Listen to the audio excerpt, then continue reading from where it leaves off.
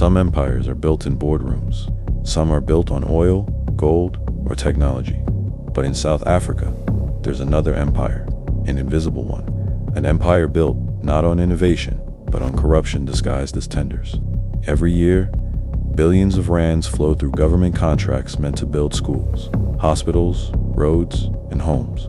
But in the shadows, that river of money is diverted, feeding a network of power, greed, and protection.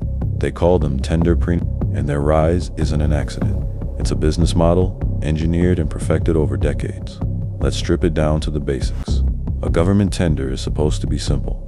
The state identifies a need, issues a request for proposals, and private companies compete to deliver that service at the best price and quality. It's meant to be transparent, competitive, and accountable. But tenderpreneurship twists this process.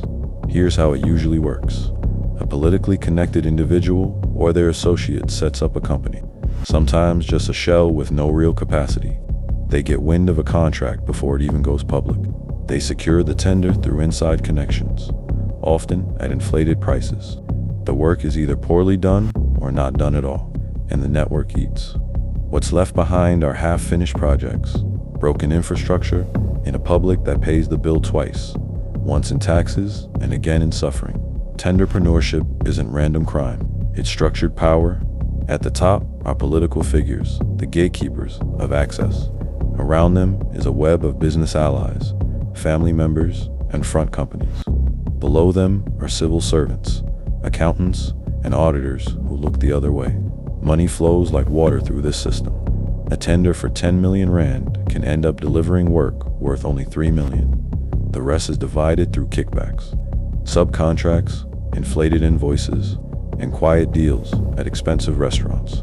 And here's the poison of the system. It's designed to look legitimate. On paper, the project exists. The payments are authorized.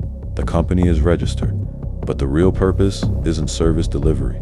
It's enrichment. We don't have to look far to see it in action. During the pandemic, South Africa was desperate for PPE masks, gloves, sanitizer, but as investigations later revealed, hundreds of millions were siphoned through inflated tenders, ghost deliveries, and politically connected companies. It wasn't an isolated scandal. It was a spotlight on a system already decades deep. In municipalities, housing tenders are handed out to companies with no track record. Years pass. No houses are built. Communities are left with weeds and broken promises. Roads crumble weeks after completion. Clinics exist only in budget documents. And behind each scandal is the same quiet engine. Networks of tenderpreneurs who know that even if they're caught, real consequences are rare.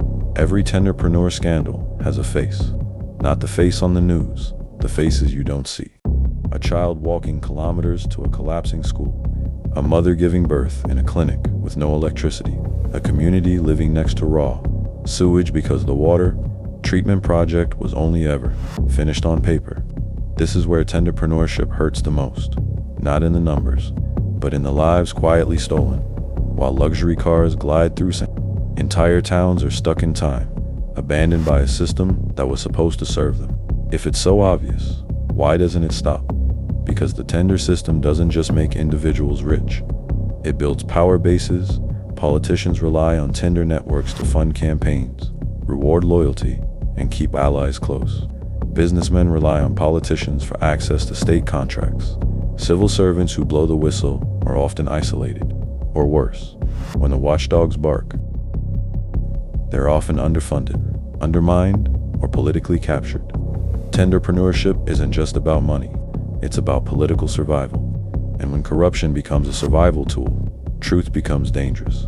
And then there's silence. Ordinary people see the headlines, they shake their heads. But silence is oxygen to corruption.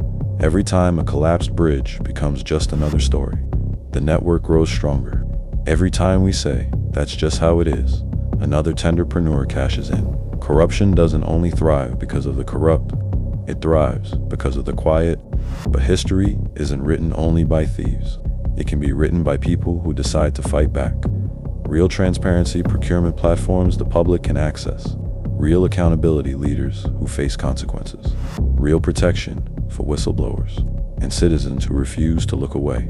Tenderpreneurship is powerful, But it's not invincible. The real looters don't wear masks.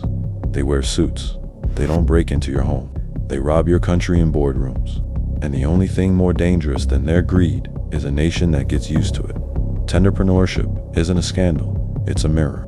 The question is, how long will we keep looking away?